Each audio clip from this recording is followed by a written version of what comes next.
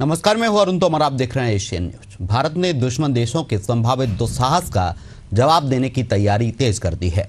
Operation सिंदूर के बाद अब पूर्वोत्तर में वायुसेना ने नोटिस टू एयरमैन यानी नोटम जारी किया है। चीन, भूटान, म्यांमार और बांग्लादेश से सटे इस क्षेत्र में कई चरणों में बड़े पैमाने पर युद्धाभ्यास होगा, जिसके दौरान नागरिक उड़ानें स्थगित रहेंगी। ये जानकारी गुवाहाटी सेना मुख्यालय के प्रवक्ता लेफ्टिनेंट कर्नल महेंद्र रावत ने दी है। क्यों पड़ी सेना को इसकी जरूरत, कहां पर होगा ये युद्धाभ्यास, कितने विमान लेंगे इसमें हिस्सा, इस पर देखिए हमारी एक खास रिपोर्ट।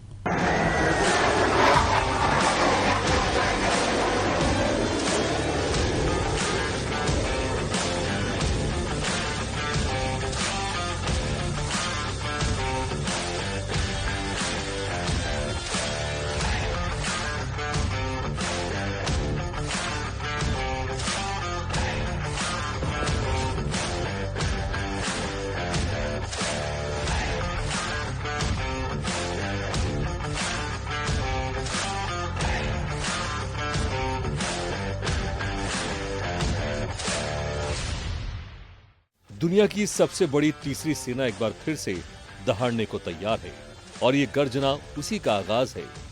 दुश्मन देशों की चेतावनी भी है कि ये नया भारत है, अगर कोई इसे छेड़ता है तो ये घर में घुसकर मारता है। यही ताकीद करने के लिए भारतीय वायुसेना 9 नवंबर को असम के गुवाहाटी में ब्रह्मपुत्र नदी के ऊपर ऐतिहासिक फ्लाई पास्ट करने जा रही है। राफेल, तेजस, मिराज और सुखोई जैसे 75 लड़ाकू विमान हिस्सा लेंगे। लाचित घाट पर होने जा रहे इस फ्लाई पास्ट के लिए पश्चिम बंगाल सहित उत्तर पूर्व के 7 बड़े एयरबेस पूरी तरह अलर्ट पर रहेंगे।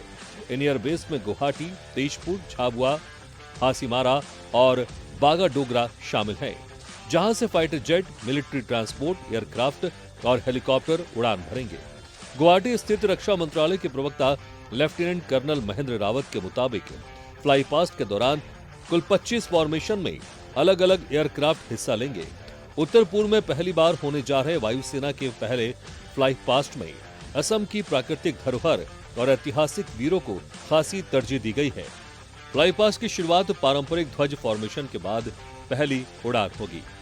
स्वदेशी फाइटर जेट LCA तेजस की, जो लाचित कॉल साइन के साथ फ्लाई करेगा। लाचित वरफुकन मध्यकालीन असम अहोम साम्राज्य के सेनापति थे और जिन्होंने मुगल सेना के दांत खट्टे किए थे। वायुसेना के अपाचे अटैक हेलीकॉप्टर असम की पहचान राहिनो यानी गैंडे के कॉल साइन में उड़ान भरेंगे।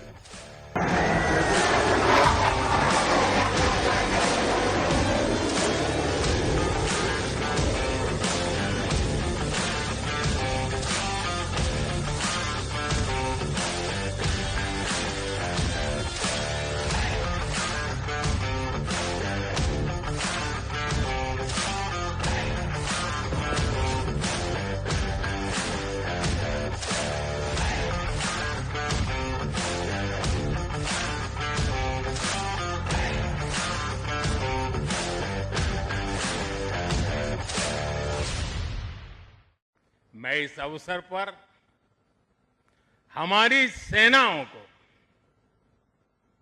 खास तौर पर सैल्यूट करना चाहता हूं।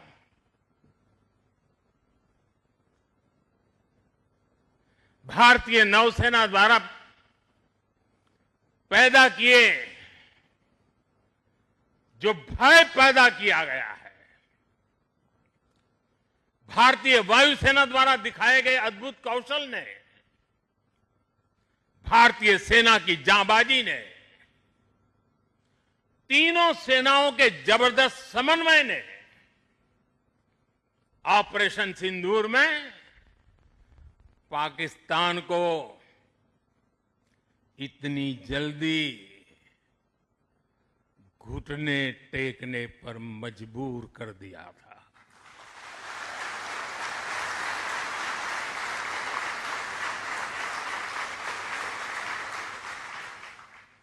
और इसलिए साथियों, आज मैं फिर एक बार INS विक्रांत की इस पवित्र साधना स्थली से, पराक्रमी स्थली से तीनों सेना के जांबाज जवानों को फिर एक बार सैल्यूट करता हूं।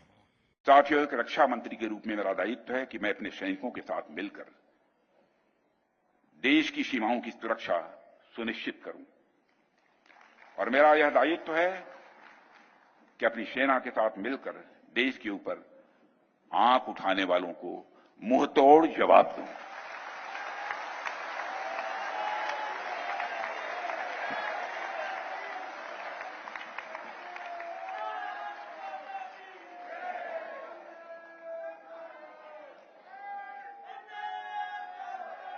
और आप सभी हमारे प्रधानमंत्री श्री नरेंद्र मोदी जी को अच्छी तरह जानते हैं।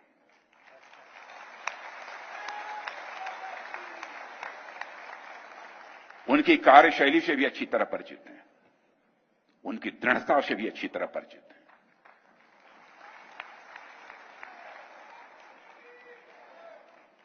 जोखिम उठाने का भाव किस तरीके से उन्होंने सीखा है अपने जिंदगी में, उससे भी आप अच्छी तरह समझते हैं। मैं आपको आश्वस्त करना चाहता हूं, प्रधानमंत्री मोदी जी के नेतृत्व में जैसा आप चाहते हैं वैसा हो कर रहे हैं। विमानों की गर्जना के साथ ही अब आइए ये भी समझने की कोशिश करते हैं कि इस युद्धाभ्यास में कौन कौन से एयरक्राफ्ट उड़ान भरेंगे। तो इसमें वायुसेना के सबसे नए एयरक्राफ्ट C-295 मानस फॉर्मेशन में उड़ान भरेंगे, तो Mirage fighter jet Kaziranga formation में नजर आएंगे। ऑपरेशन सिंदूर में पाकिस्तान के छक्के छुड़ाने वाले रफाल और सुखोई लड़ाकू विमानों हाथी फॉर्मेशन में होंगे, तो एक अन्य राफेल मिराज और LCA तेजस बराक फॉर्मेशन में ब्रह्मपुत्र नदी के आसमान में उड़ान भरेंगे। फ्लाई पास्ट के दौरान वायुसेना प्रमुख air chief marshal AP Singh और असम के मुख्यमंत्री हिमंता बिस्वा शर्मा सहित कई गणमान्य व्यक्ति मौजूद रहेंगे। असम में इस साल वायुसेना दिवस 8 अक्टूबर का आयोजन राजधानी दिल्ली के करीब हिंडन एयरबेस पर किया गया था, लेकिन उस दौरान पारंपरिक फ्लाई पास्ट का आयोजन नहीं किया गया था। हिंडन के बजाय इससे फ्लाई पास्ट को गुवाहाटी में आयोजित किया जा रहा है। मुख्य दिवस के लिए गुवाहाटी में वायुसेना के लड़ाकू विमानों और सूर्य किरण एरोबेटिक्स टीम ने रिहर्सल शुरू कर दी है। बाकी बातें हम बाद में करेंगे, पहले आप सूर्य किरण विमानों का कौशल देखिए।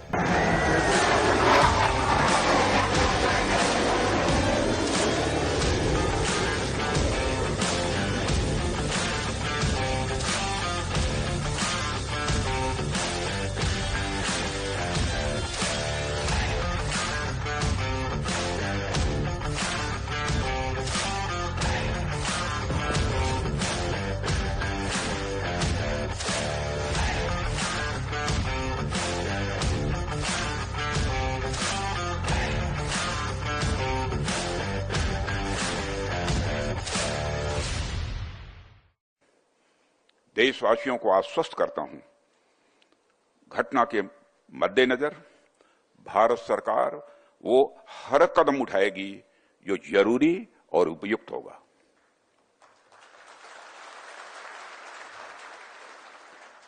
और हम सिर्फ उन लोगों तक नहीं पहुंचेंगे जिन्होंने इस घटना को अंजाम दिया है, हम उन तक भी पहुंचेंगे जिन्होंने पर्दे के पीछे बैठकर हिंदुस्तान की सरजमी पर ऐसी नापाक हरकतों की साजिशें रची हैं। भारत एक इतनी पुरानी सभ्यता और इतना बड़ा देश है जिसको ऐसे किसी भी आतंकी गतिविधियों से किसी भी सूरत में डराया नहीं जा सकता। ऐसी हरकतों का जिम्मेदार और इसके जिम्मेदार लोगों को आने वाले कुछ ही समय में जोरदार तरीके से नजर आएगा। मैं देशवासियों को आश्वस्त करना चाहता हूं। भारत को एक साथ 2.5 मोर्चे पर लड़ने की बातें लगातार हो रही थी। चीन, पाकिस्तान और बांग्लादेश लगातार अपनी नजदीकियां बढ़ाने में लगे हैं और इनकी मंशा भारत के बढ़ते प्रभुत्व को कम करने के साथ ही साथ इंतकाम लेने की भी है। सीमा पर दुश्मन देशों के किसी भी दो तरफा दुस्साहस का जवाब देने के लिए इस बार भारत की तैयारी अभूतपूर्व है। मई में ऑपरेशन सिंदूर के पहले चरण के बाद सेना के तीनों अंग लगातार किसी न किसी सैन्य अभ्यास में अपना युद्ध कौशल निखार रहे हैं। पाकिस्तान से सटी सीमा और तीनों सेनाओं के त्रिशूल युद्धाभ्यास के बीच अब भारत ने पूर्वोत्तर में भी नोटिस टू एयरमैन जारी किया है। जिसके तहत यहां के हवाई क्षेत्र को नागरिक उड़ानों के लिए अस्थायी रूप से मुक्त रखा गया है।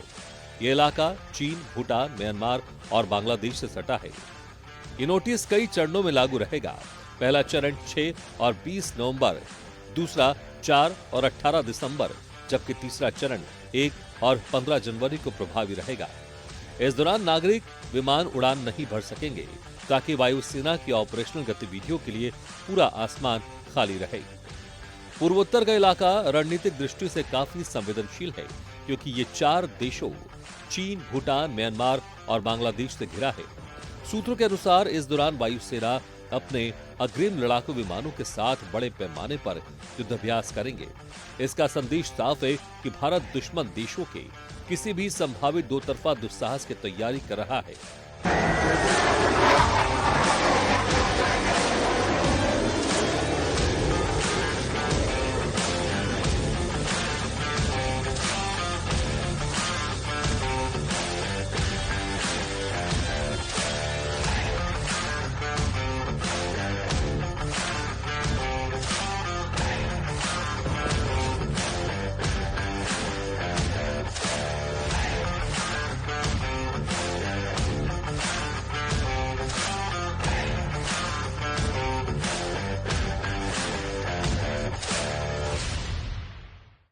भारत ने जारियत करके जो फाश गलती की उसका खमियाजा अब उसे ज़रूर भुगतना होगा। शायद वो समझ बैठे थे कि हम पीछे हट जाएंगे, लेकिन वो ये बात भूल गए कि ये अल्लाह ताला के फजलो करम से बहादुरों की कौम है जो अपने अज़्म में फुलादी है, जिसके सपूतों ने खुद को मैदान जंग से निखारा है, जो अपने वतन की इज्जत और हिफाजत के लिए खून के आखिरी कतरे तक लड़ने के लिए तैयार है। मेरे अजीज हमवतनों, गुज़श्ता रात पूरी दुनिया ने देख लिया कि अददी एतबार से कई गुना बड़े दुश्मन को घुटने टेकने में सिर्फ चंद घंटे लगे। हमें इस समय भारत के साथ समस्या है क्योंकि जो छात्रों ने किया उन्हें पसंद नहीं आया, क्योंकि इसके साथ ही उन्होंने आरोप लगाया कि भारतीय मीडिया में फर्जी खबरों ने तनाव को और बढ़ा दिया है। पाकिस्तान की कहानी अपने बच्चों को जो है आपने जरूर सुनानी है ताकि वो पाकिस्तान की कहानी ना भूलें। Well, our forefathers they thought that we are different from the Hindus in every possible aspect of life. Our religion is different, our customs are different, our traditions are different, our thoughts are different, our ambitions are different. That was the foundation of the two-nation theory that was laid there. That we are two nations. We are not one nation. So because of that, our forefathers, they struggled, mounted that incessant struggle to create this country. Our forefathers, they have sacrificed immensely. And we have sacrificed a lot for the creation of this country. And we know how to defend it. My dear brothers and sisters and sons and daughters, please don't forget the story of Pakistan. And don't forget to narrate the story of Pakistan to your next generation, so that their bond with Pakistan, it never weakens. Whether it is the third generation or the fourth generation or the fifth generation, they know that what Pakistan is for them. आज तक इंसानियत की तारीख में सिर्फ 2 रियासतें हैं जो कलमे की बुनियाद पर बनी हैं। पहली जो थी उसका नाम है रियासत तैयबा, क्योंकि तैयबा जो है वो नबी करीम सल्लल्लाहु अलैहि वसल्लम ने उसको नाम दिया था। और जबकि कुरान में उसका नाम है यसरब, या अहले यसरबा ला मुकाम लकुम फरजिउ, ये कुरान में नाम है उसका, जो आज जिसको मदीना अल मुनव्वरा कहा जाता है। और दूसरी रियासत जो है वो उसके 1300 साल के बाद अल्लाह ताला ने ये आपकी बनाई है कलमे की बुनियाद के ऊपर। भू राजनीतिक नजरिए से देखें तो चीन और बांग्लादेश में भारत के अनुकूल वातावरण नहीं रहा है। जाहिर है ये सारे युद्धाभ्यास देश पर कई दिशाओं से आने वाले संकट की सूरत में माकूल जवाब देने की क्षमता परखने और निखारने के लिए है।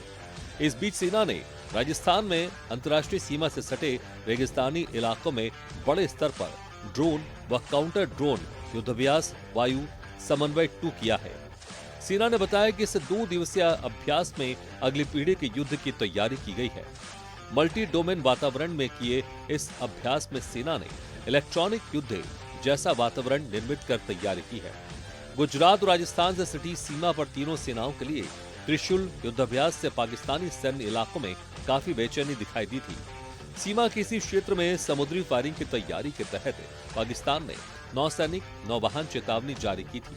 खास बात यह थी कि तस्वीरों में समुद्री फायरिंग के लिए पाकिस्तान के चुने गए क्षेत्र भारत के नोटम वाले क्षेत्र से ओवरलैप करता दिख रहे हैं। जियो इंटेलिजेंस विशेषज्ञ डेमियन साइमन ने सोशल मीडिया पर बताया कि पाकिस्तान अब उसी क्षेत्र में फायरिंग अभ्यास के लिए चेतावनी जारी कर रहा है, जहां भारत ने सैन्य अभ्यास के लिए हवाई क्षेत्र आरक्षित रखा है। इस अभ्यास में तीनों सेनाओं के साथ साथ बीएसएफ, तटरक्षक बल और केंद्रीय एजेंसियां भी भाग ले रही हैं। अभ्यास में परंपरागत आयामों के अलावा साइबर व अंतरिक्ष जैसे नए आयाम भी शामिल हैं। नौसेना के 20 से 25 युद्धपोत और वायुसेना के 40 से अधिक विमान शामिल हैं। आगामी 10 नवंबर तक जारी रहने वाले इस अभ्यास में युद्ध की बेहद जटिल परिस्थितियां निर्मित की गई हैं। तीनों सेनाएं सीमाई इलाकों में संयुक्त ऑपरेशन, शत्रु सीमा में गहराई तक वार करने की क्षमता और मल्टी डोमेन वॉरफेयर का अभ्यास कर रही हैं।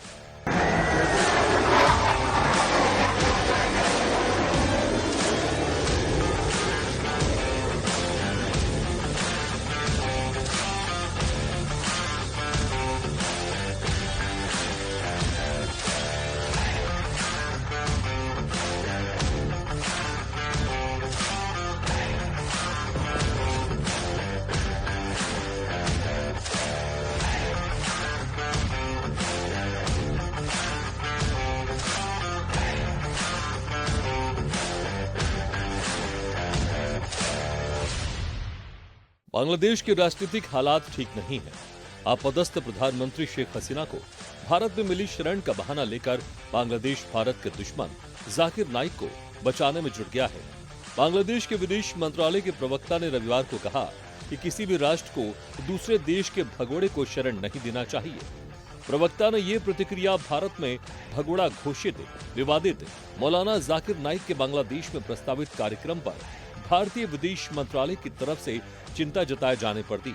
बांग्लादेश विदेश मंत्रालय के प्रवक्ता SM महबूब आलम ने कहा, हमने भारतीय विदेश मंत्रालय के प्रवक्ता की किसी धार्मिक उपदेशक की बांग्लादेश यात्रा की संभावना के बारे में की गई टिप्पणी पर ध्यान दिया है। हमारा ये भी मानना है कि भारत समेत किसी भी देश को किसी भी अन्य देश के आरोपी या भगोड़े व्यक्ति को शरण नहीं देना चाहिए। आलम का इशारा बांग्लादेश के पूर्व PM शेख हसीना की तरफ था, जिन्होंने भारत में शरण ले रखी है। अदालत ने उन्हें फरार घोषित कर रखा है। स्पार्क इवेंट मैनेजमेंट नामक एक कंपनी ने हाल ही में एक फेसबुक पोस्ट में कहा था कि ये विवादित मौलाना जाकिर नाइक को बांग्लादेश लाएगी। मोहम्मद यूनुस की अंतरिम सरकार ने जाकिर की 1 महीने की यात्रा को मंजूरी दी है। उसकी बांग्लादेश यात्रा 28 नवंबर से 20 नवंबर तक चलेगी। इस दौरान ये देश भर में घूमेगा और भाषण देगा। बांग्लादेश यात्रा पर पहुंचे पाकिस्तान के joint chief of staff committee के अध्यक्ष जनरल साहिर शमशाद मिर्जा को आर्ट ऑफ ट्रायम्फ भेंट की थी, जिसकी कवर पर दिखाए गए नक्शे में भारत के 7 पूर्वोत्तर राज्य असम से लेकर अरुणाचल तक को बांग्लादेश का हिस्सा दर्शाया गया है। बांग्लादेश सरकार के अंतरिम प्रमुख की इस हरकत की जमकर आलोचना भी की जा रही है। इस पूरे मामले पर भारत सरकार की तरफ से फिलहाल इस पर कोई आधिकारिक प्रतिक्रिया नहीं दी गई है। आर्ट ऑफ ट्रायम्फ जुलाई अगस्त 2024 के छात्र आंदोलन के दौरान दीवारों पर बनाई गई ग्राफिटी और अन्य चित्रों से भरी है। वैसे तो मौलाना जाकिर नाइक के बांग्लादेश आने में काफी वक्त है, मगर बांग्लादेश के मौलाना कैसे भारत के खिलाफ जहर उगल रहे हैं, इसकी एक बानगी भी हम आपको दिखाते हैं, जो माइक पर सफेद कपड़ों में छोटा सा बच्चे जैसा दिखने वाला इंसान बोल रहा है। इसे बांग्लादेश का ओसामा बिन लादेन कहा जाता है। ये बौना मौलाना देखिए कैसे जहर उगल रहा है। भारत तो युद्ध की घोषणा कर रहा है। भारत के एक नेता ने सुप्रीम कोर्ट में रिट दायर की है। ये कुरान की 26 आयत चेंज करनी होगी। 26 आयतें तो दूर की बात है, 26 नुक्ता यानी बिंदु परिवर्तन नहीं होगा। विश्व के मंच से भारत को बदल दिया जाएगा। भारत को मुस्लिम राष्ट्र के हिसाब से ग्रहण किया जाएगा। भारत पर कब्जे के बाद गजवा हिंद शुरू किया जाएगा। मुसलमानों एक हो। नबी ने कहा कि हिंदुओं और ब्राह्मणवादियों के साथ युद्ध होगा, जिसमें मुसलमानों की जीत होगी। दिल्ली के लाल किले पर इस्लामिक पताका फहराएगी। हमें इस समय भारत के साथ समस्या है, क्योंकि जो छात्रों ने किया उन्हें पसंद नहीं आया। इसके साथ ही उन्होंने आरोप लगाया कि भारतीय मीडिया में फर्जी खबरों ने तनाव को और बढ़ा दिया है। भारत के किसी भी उकसावे को बर्दाश्त नहीं किया जाएगा।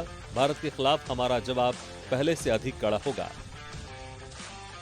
अब इस मामले पर अमेरिका के राष्ट्रपति डोनाल्ड ट्रंप समेत तमाम लोगों की क्या प्रतिक्रिया है, इसे भी हम आपको जल्दी दिखाई देते हैं। खैर, हमारे डीप स्टेट की कोई भूमिका नहीं थी। ये कुछ ऐसा है जिस पर प्रधानमंत्री लंबे समय से काम कर रहे हैं और सैकड़ों सालों से इस पर काम कर रहे हैं। सच कहूं तो मैं इसके बारे में पढ़ रहा हूं, लेकिन मैं बांग्लादेश को प्रधानमंत्री पर छोड़ता हूं। मुझे लगता है कि बांग्लादेश में भी स्थिति ऐसी दिशा में आगे बढ़ेगी जहां हम उनके साथ रचनात्मक और स्थिर तरीके से संबंध बना सकेंगे, लेकिन उस स्थिति को लेकर चिंताएं हैं और प्रधानमंत्री ने राष्ट्रपति ट्रंप के साथ अपने विचार साझा किए। असल में बांग्लादेश, पाकिस्तान और चीन मिलकर भारत को घेरने की साजिश रच रहे हैं। इसमें पाकिस्तान की चीन खुलकर मदद कर रहा है, तो अब अमेरिका भी उसी की हिमायत करने में लगा है।